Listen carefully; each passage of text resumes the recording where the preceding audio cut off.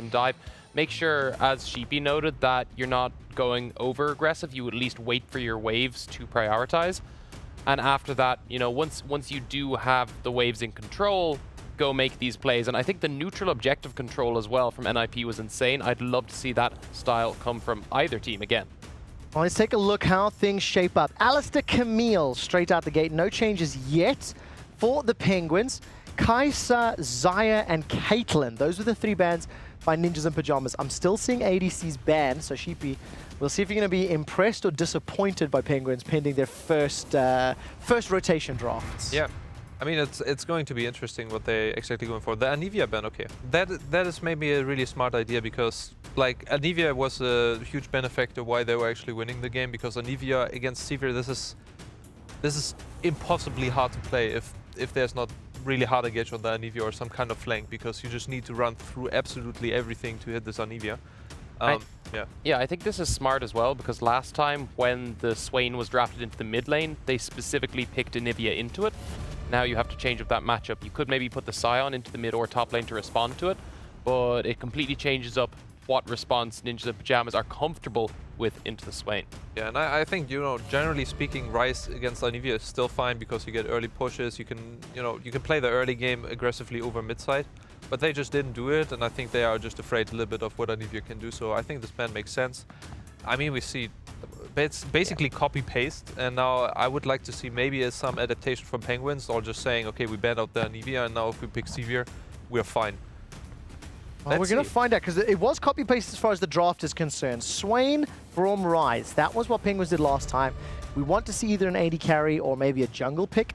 That Trundle, by the way, going into that last game, had 90% presence. That'll go up ever so slightly. I think Varus. 39% win rate, so very good. Yeah, I think Varus would be a really nice pick. What makes you say that? But it's a little bit hard, you know, they're setting themselves up to ban out Anivia, and now if the enemy can last pick the Ryze, then you're having a perhaps struggle in mid side. However, Swain is a flex pick, and maybe it just gives them the power to basically wait with their last pick. So, you know, Ezreal Braum is solid as it can get. Oh, this man with a huge shield, and Ezreal's like so rage. Difficult to catch, especially at the arcane shift. All right, so pivot, we see the adaptation from Penguins. I'm happy about that. On the side of Ninjas in Pyjamas, it's exactly the same rotation. Celtic Tiger, what about bans? Where did NIP turn their attention? They can just turn back towards this jungle. They can remove any comfort from the response. I don't think NIP are going to change anything. They have zero need to. They've executed on this comp once, and while they won't have the Anivia, once they go for any form of control mage in the mid lane, they can do similar things. Well, we saw a Ziggs yesterday. Let's see what we see today. That's Skarner, by the way, 64% presence. That's appearance in picks and bans. It has a pretty small win rate, only 87.5%. Definitely an exceptionally effective jungler here in the European Masters. And once again, target banned. Finn is not going to get his hands on that Kled. I think it makes sense. You know, ban out the Kled has been stable ban, you know, ever since the champion starts winning. And you know, Skarner, if you have Morgana against, and you can also leave the Skarner open, but you know, in the most fights, Morgana will not until mid game will face the Skarner, so it's just good removal. I think I like delaying the Kled ban as well, because Finn's not going to pick it completely blind in most cases. I think it's a very dangerous thing to do that with. So waiting for ban phase 2 allows you to get rid of things like the Anivia, which are a bit safer. Well, a lot of very targeted bans. Nocturne denied from Ippon, Kled and Gnar denied from Finn. But I still see Scion available. I still see Ornn available. Those are those big, beefy tanks. NIP have to confirm their top laner and their mid laner. No surprise, it's the same draft. The only thing that's going to change is this mid lane because Anivia is banned for NIP. What would you replace, Sheepy? Because you've got the same 4 if he wants to go control mage. I think this game, you know, is already better for them because they have an Ezreal Braum lane, and now they just don't play around bot side at all, where NIP has more winning lanes. Once again, I like the style more that NIP is going than the style that Penguins is picking, because Penguins is picking like Ezreal Braum that's not supposed to win lane as hard as a Tristana Morgana. Okay. It's just looking to farm up, and you know, you get tier, Tristana gets a BF sword, you're weaker around the bot lane, and you know, I don't like the style, so now they need really champions that can benefit if the Sejuani is playing around them, like a Swain and maybe some other strong carry in mid lane. I think you can replace it with other control mages, like you could go for the Talia to maintain control of the side lanes, or you could go for even the Orianna. So once these team fights kick off, you still have this large amount of zone control. But I think Azir is a good pick here. Like, they needed damage, they need a carry here that can benefit, once again, like from Sejuani playing around the lane. And they will not play around bot side. And NIP might try to play around bot side, but it's a really hard... Maybe it's not that hard, honestly. They have Trundle, Morgana, Tristana. But I think NIP has more winning lanes again, and they're playing more aggressive style. However, I understand now Penguins team comp way better, and if they manage to reach to mid-game, playing team fights better and thinking they're the stronger team, they should be winning this. So theoretically, if I understand this correctly, there's a little bit more difficulty in the Penguins team composition. They can't afford as many mistakes, etc. And NIP will spike a little earlier. Is that correct? If yes, tell me who's going to win this game and why. I think right now NIP now has the Ryze against the Azir, so they will have early pressure. They have the Trundle who has pressure. They have Tristana Morgana who has pressure. Now the only question mark is the Swain into Sion. Exactly how this matchup is going to go, and if Penguins will have a chance at team fighting this correctly, then Sejuani and Braum will do a fantastic job in team fighting, peeling off, and if they are like huge ultimates blown or damage blown on them, the Swain will come through and probably carry team fight. So that's what I'm expecting what's going to happen. If Penguins will win, but honestly, I would give the initiative to NIP until they, screwed up. And does that mean you're saying NIP will win this game? I like the NIP style more with like Morgana, Tristana, Ryze, like just hammer down, play aggressive bot side, have all the initiative. Like Who knew the UOL coach likes the team that has the initiative and the go forward button. Yes. So he's voting NIP, Celtic Tiger. I'm not going to flip-flop on this. I think Penguins were the better team coming into this. NIP have absolutely shown up. Penguins have now a chance to respond. I think they have responded, maybe not perfectly, as Sheepy pointed out, but I think it's enough that once they manage to pull a lead, once they don't give Cadril so many kills in the early game, their siege is really strong. I want to see if they can pull it out. Penguins for me. No, I must admit, both of you have built small excuses and small safety nets into your predictions. I am hearing there's a brief pause from the players, so while we wait for them to resolve that one, I want to now ask you to argue the other perspective. Okay, so what will Ninjas in Pyjamas mess up, Celtic Tiger, that will allow your prediction to come true? I think Cadril showed up today. I think Ippon came in now. He's still on the losing matchup, but now knowing that Cadril, he's going to gank top early potentially, or he could move towards this mid lane. Let's actually ward before 3 minutes. Like, get that 250 ward down and not give him such an easy start. Because once he wasn't in the lead, as we saw in this game, you've seen him have really, really rough scores before. All right, and can Ippon and Penguins stop your prediction for Ninjas in Pyjamas? What will they do? What do they need to do in addition to what you've already explained? Tough. I think, honestly, it will, if Penguins win, it will be nothing happening in early game to mid game. Ezreal, Braum just farming up, Azir just farming up, even though Ryze has pressure on the lane. Somehow NIP is just not doing anything and farming up. Give me a time minute. From what time minute do you believe Penguins will win? Two item Ezreal, and then there will be a team fight where it's like going roundabout equal, and then afterwards they have a great team fight.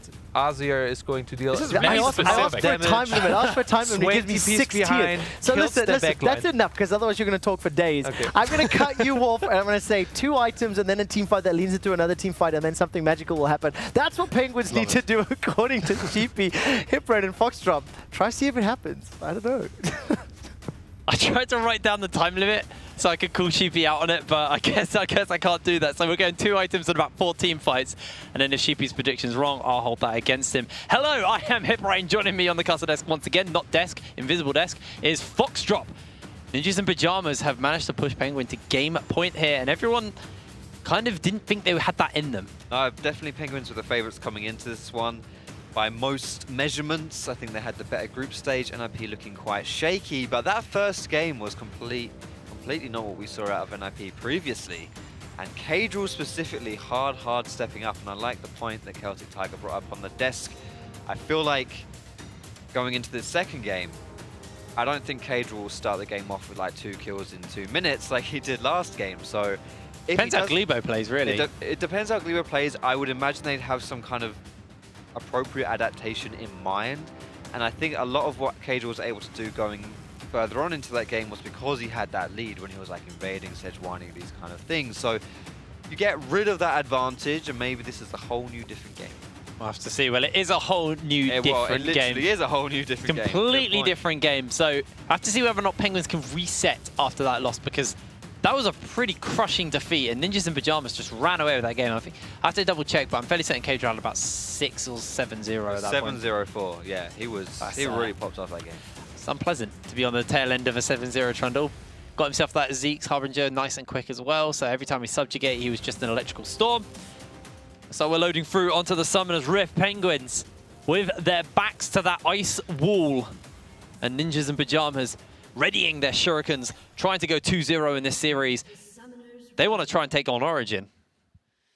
Penguins are going to have to win this game or they are out of the European Masters. 2 games in a row is what it's going to take for Penguins, just the 1 for NIP. Standard level 1 here, going to be a bit of scouting going down from these teams. Not too much happening right here. Interesting to see a bit of a rinse and repeat coming out of these, the draft as well, at least as far as 4 out of 5 for NIP. Except that Ryze now being picked up. And I think Larsen's actually a better Ryze than he is in Anivia. Not to say anything about his Anivia, that was really solid last game. But let's see whether NIP can do it again. It was flipping impressive. I could say that much. Cage was starting up on his red buff. He did this last time. Got his red buff and then went topside really early. Curious to see whether or not he decides to do the exact same thing. There is a ward on top of that red buff by Penguin, so they will spot Cagel's route out early. And he could be going for an invade here. Just placing a ward down, I think. Looks like he's just forcing the blast cone down. And for now, Ninjas in Pyjamas just resetting, going onto the map. So we do have Smiley and Harvard just having a little bit of a trade to start us off as pretty quiet start. Neither team really wants to give up too much.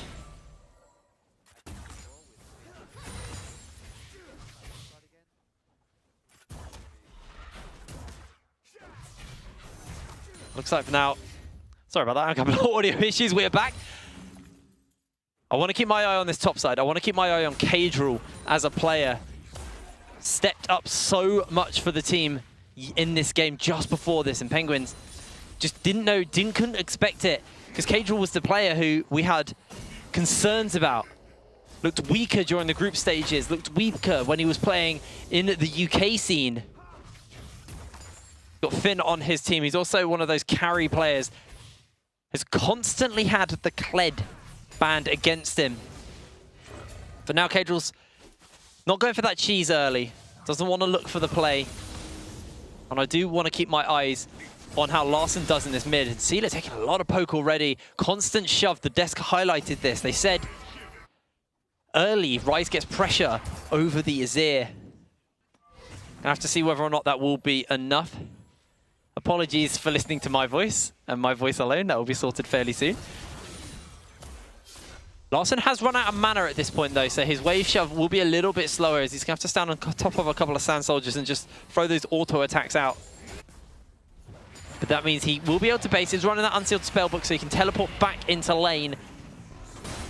Switch out with that tier. He's got himself that Sapphire Crystal. And I'm going to once again want to track how Glebo uses these minion dematerializers on the Swain.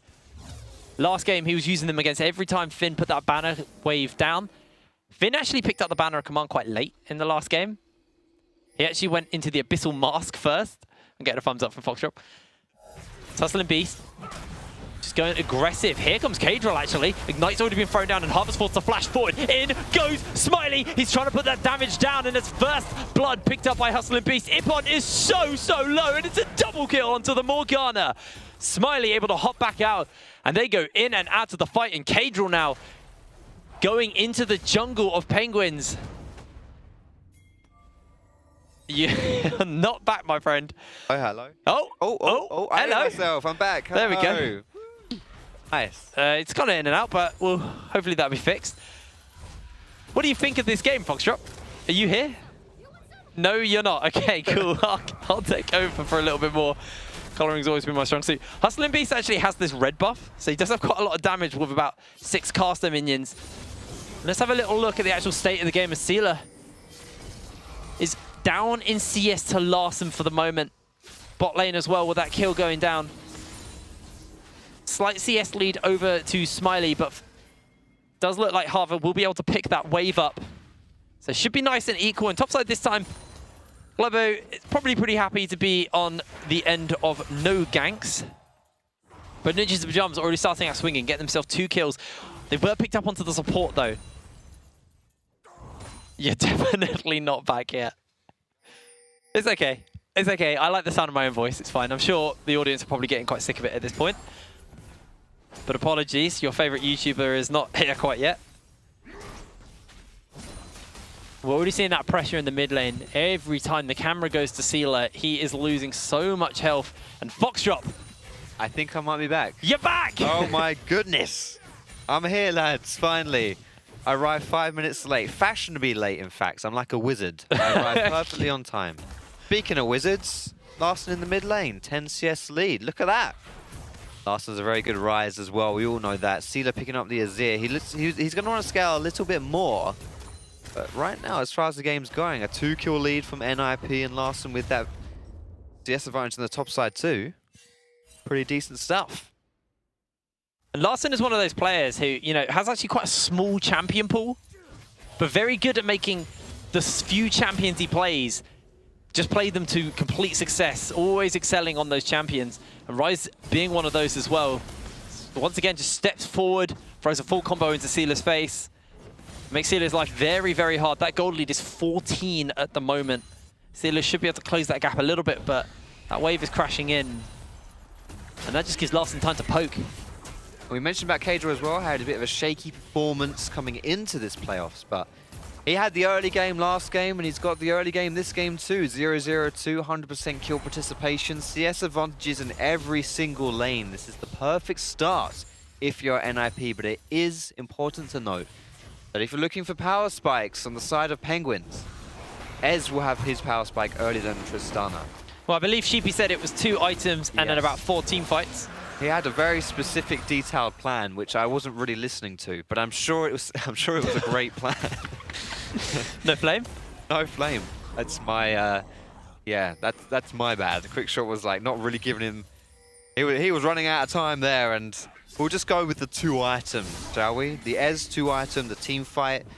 But honestly, if you're Penguins, if you play around that, this is not the end of the world. A 1,000 gold deficit may seem relatively significant at this stage of the game, but if you are playing around power spikes, it doesn't matter too much, because despite that 1,000 gold deficit, you will be able to have the stronger team comp, have the stronger team fight, and you can get advantages that way. Now, we've talked quite a lot about the mid and the bot lane, and by we, I mean the royal me.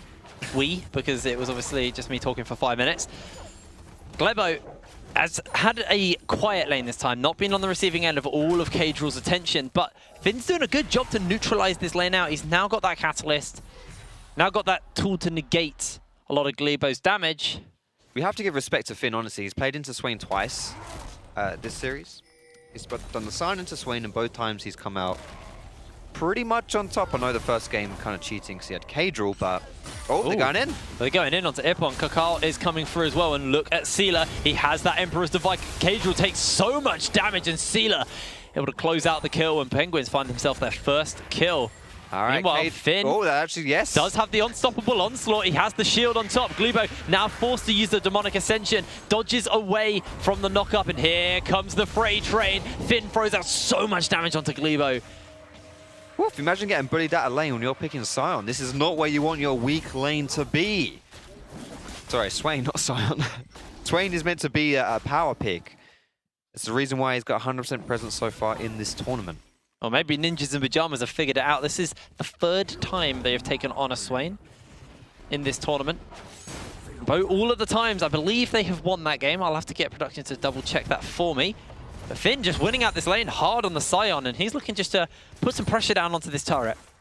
And Finn joining this squad. Remember, three of this NRP roster were playing under the Diablos name in the UK scene, changing out the top laner and the support. And this team looks hugely different right now. And a lot of that has come down to Finn and how he's played. It's kind of a bit strange, honestly, when you think about it. A Kled one trick getting pushed onto a Scion and still being able to win these lanes. But Finn really has been showing up. He's been a proper stand-up member, for me at least, especially in the lane phase for NIP, where I would argue a lot of this team has been riddled with inconsistency. XD Smiley, Larson. I would not have considered Cadrel to be inconsistent as opposed to consistently not good. But he did show up recently in the last game, and in this game he's having a decent showing of things as well. So, well, let's have a little talk about Vision. We're 10 minutes on the clock now. Slight gold lead over to Ninjas and Pyjamas.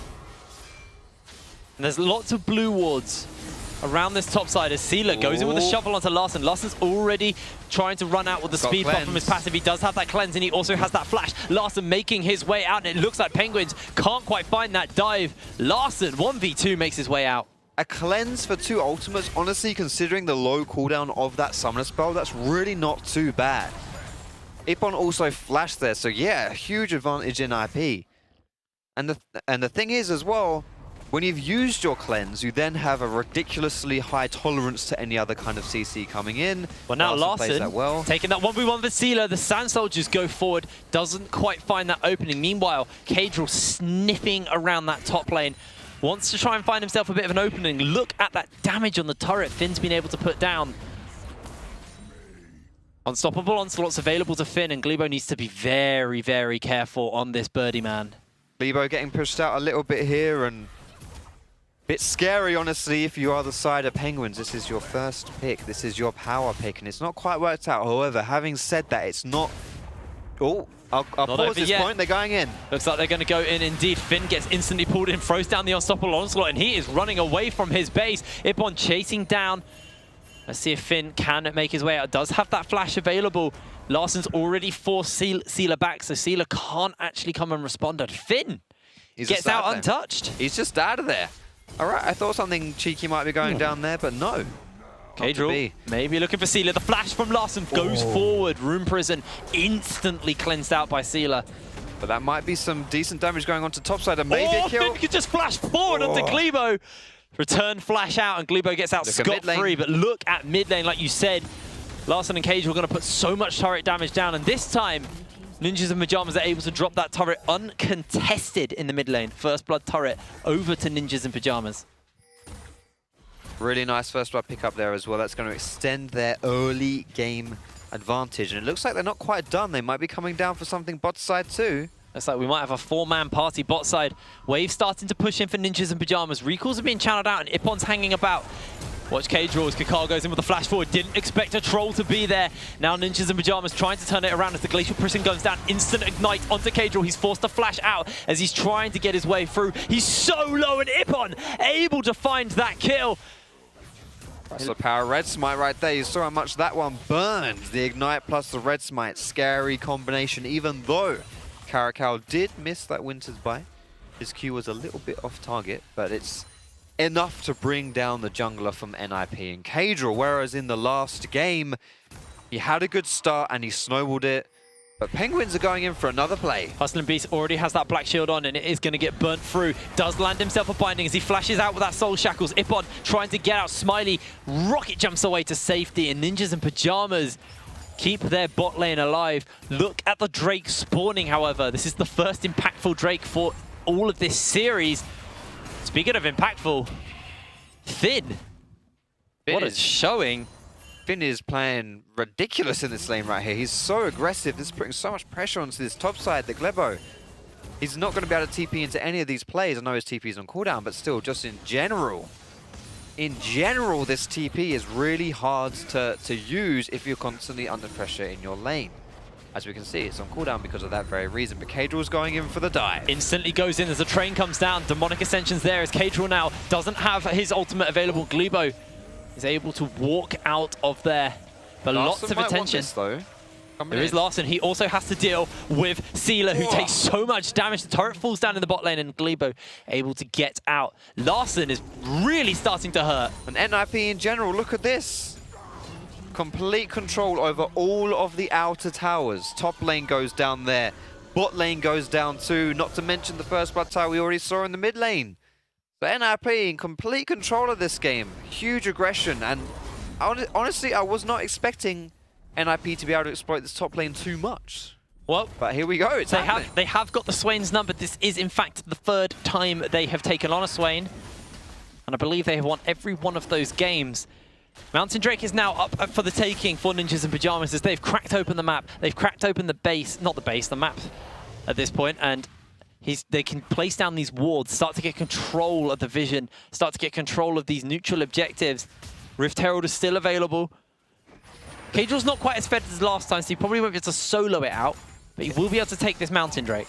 And this is the big difference, I would say, between this game and the previous game, is that Caedrel, yes, he's had a good start, but he's not been able to do as much as he did in the last game. But NIP overall, as a squad, have been able to pick up, I don't want to say pick up the slack, because that implies Caedrel's playing poorly. He's not, he's having a good game.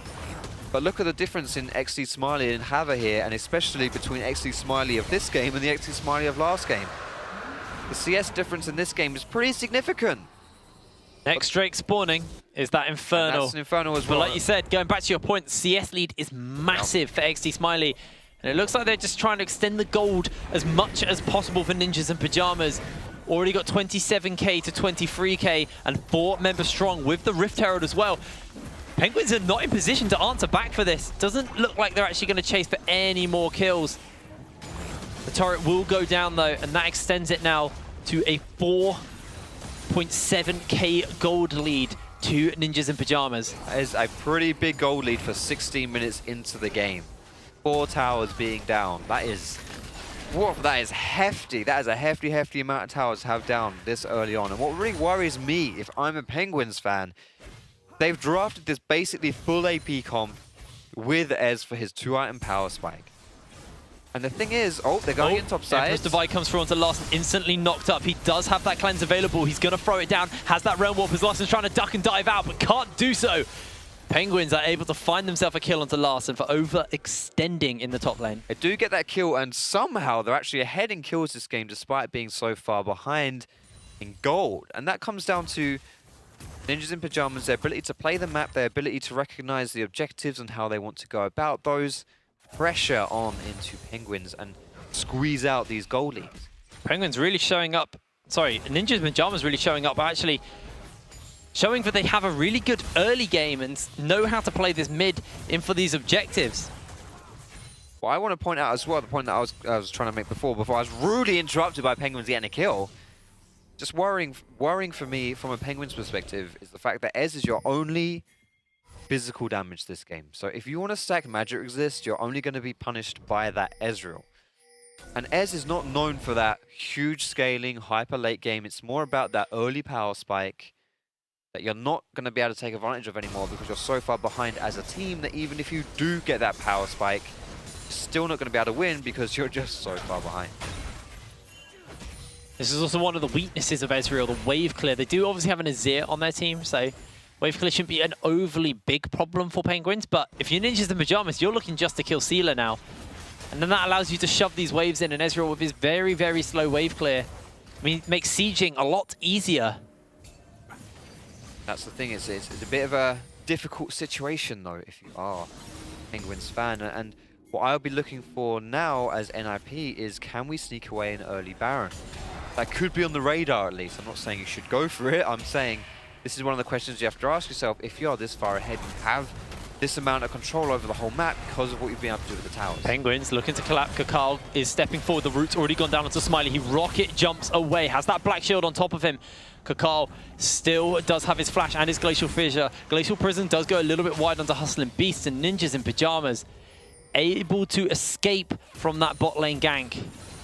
I have to think as well though, that was Penguins' primary engage, and now it's on cooldown and NIP going in. Looks like they're going in. They're trying to turn it around this time. Ninjas in Pyjamas unable to do so, but watch Finn now. 5 members strong for the Ninjas in Pyjamas. Sealer has also made his way down. That's going to be a route onto XD Smiley. Instant black shield by Hustling Beast to make sure he doesn't get dragged back into the Penguins team. We're just going to run away here, not do too much. NIP do not want to go over-aggressive right now. You're in the driving seat. You do not want to throw this game by trying too hard to close this game out. All you need to do is win this one game, do it slowly, do it collectedly, and chill out. If you go too fast, you throw this game, suddenly you're in a game of death, and that's not what you want to do. You want to close this one out So you can go and have an early cup of tea. Early cup of tea. I know they played in the UK Premiership for a little bit, a couple of the members here, but I don't know. I'm sure they... I mean, Cagel's British. He's probably dying for a couple, like 19 minutes. He's gone 19 minutes without having one, unless he prepped one in the pre-game. Could have done. He might have a little straw to sip on his tea. A straw? Who drink? Oh, whatever, mate. When you're playing a game, you got to kind of make compromises, dude. But that's too much of a compromise. I'm sorry. That's not too much. Well, Cagel, he's saying, how about this as a compromise? I want to take your red buff. Black Shield is onto him. He's even thrown down that Subjugate. I don't know if Cagel's actually going to be able to try and steal away this as he's instantly locked up with the Frostbite, but Kakal trying to close this gap, and it looks like the rest of Penguins on the chase. Glacial Fish has flashed in, and Sealer hops forward. Black Shield on top of him, and a great binding by Hustlin. Means Cagel is able to make his way out. A lot was burnt by Penguins for just Cagel's flash. They really wanted him, but they weren't quite able to pick him up. And this is the 2-item power spike from Ez. He's putting a lot of damage down. There it is. I'm looking at Sheepy. I want to see whether or not he's going to be able to get this team fight, because it's getting instantly breaking out. Finn now stepping forward. Here comes Smiley. He's on the back. Ultimate goes a little bit wider. Two-man knocker comes down. And we have Larson unloading the damage on the back end. It looks like Glubo will be the first to fall as Smiley hopping forward. Larson still chasing for a little bit more. He goes in with the flash and is able to take down Java. Smiley wants a double kill. And Kakar with the pillar is pinned away from the team. It's going to be 3 kills over to Ninjas in Pyjamas. And it's going to be Baron Nashor. Exactly, 3 kills in the mid lane. There's no way you don't take Baron off for this one. And to be fair, Sheepy did predict a fight over the 2-item power spike with Ez, but I'm not sure whether he specified if Penguins would be the one to win the fight. Either way, there's the team fight that he was talking about. It goes the way of NIP. They're so far ahead in this game, a 7,000 gold lead, give or take, at 20 minutes. And the first Baron again going over to NIP. And look at this little flyy reptilian bird geezer. They're not birds. He's definitely a geezer, but he isn't a bird. The red one down there. He's a dragon. Who's going to go for this one, I wonder? Well, it looks like Penguins are the ones who are actually trying to start that off. Ninjas in Pyjamas not in position to steal this away, and with an Azir, this Drake should get melted through. Good recognition there from Penguins to see. All right, Baron, that's gone. We can forget about that one, but we really don't want to give over Baron and an Infernal Dragon. 2 of the most impactful Drakes have been picked up in this series by Penguins. They've only been 1 Mountain Drake and only 1 Infernal. Outside of that, it's only been Oceans and Clouds. And Ninjas in Pyjamas are the team who are picking those up. Watch Cagel here. Considering Ocean is the next dragon to spawn here, it's probably fair to assume NIP will get that one. Is that the assumption? Well, it looks like a fight on multiple fronts here by Ninjas in Pyjamas, zoning Penguins out, but now they're just stepping forward, trying to get onto this turret. That will be their 5th turret taken down, and mid lane tier 2 is the only outer turret to stand. Once again, Penguins, the map is just crumbling around them.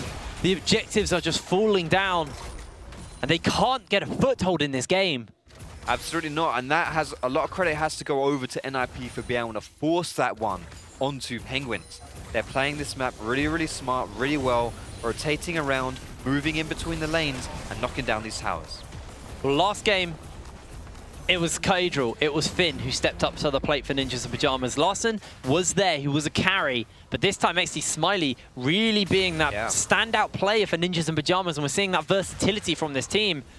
Cagel being a little bit more quiet, he has had an impact on the map still, being able to set Smiley up for success. But I really want to look at Larson here. In both of these games, he has been a consistent for the Ninjas in Pyjamas. Yeah, he's really, really reliable as a player overall. And I mentioned he's kind of the X factor for this team. If he has a decent performance, then NIP as a team also will most likely have a decent performance.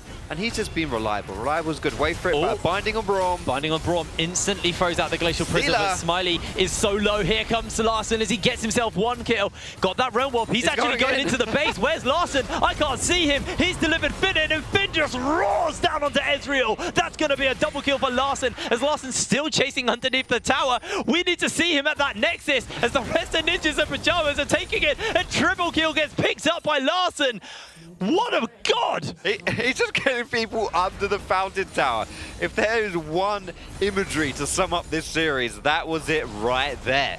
And Finn, the finisher, with his engage, just holy moly. I wonder whether Larson's going to give over the old forgiven tribute and walk up into the fountain and suicide. Well, it But looks either to me way- like Ninjas and Pyjamas are settling on the base. They're settling on the victory. Both of the turrets have fallen, and the Nexus is laid bare. Smiley trying to pump out the last of the damage, but it looks like Sealer is trying to make a hero play. He cannot do so, as everybody on the Penguins are falling down. It's going to be Larson with a double kill. It's going to be Smiley stepping up as the Nexus falls down. Ninjas and Pyjamas go 2-0 over Penguins. Not just a 2-0, but probably one of the cleanest series we've... In fact, I'm going to go and make the bold prediction or statement that that was the cleanest playoff series we've seen in the entire European Masters.